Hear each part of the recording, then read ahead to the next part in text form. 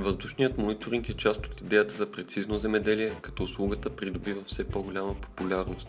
Аеромониторингът се отличава с ниски разходи за извършването му и високо ниво на ефективност.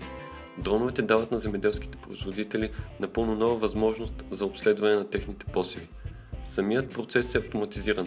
Дронът лети по предварително зададен маршрут, като същевременно прави снимки, които след това се събират в карта.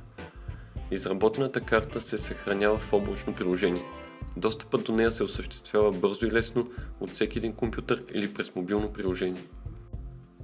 Въздушният мониторинг дава възможност да се идентифицират различни проблеми, като например да се определят зони с липсваща растителност, състоянието на почвата, липса на напояване, бурени и плевели и други вреди.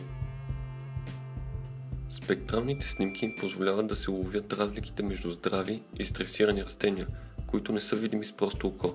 Изработените карти могат да се експортират в GPS устройството на трактора, за да се пристъпи към диференцирано наторяване, поливане или третиране с препарати за растителна защита. Тази прецизна техника води до оптимизиране на разходите, като пести време и пари, спомага за увеличаване на добивите и печалбите.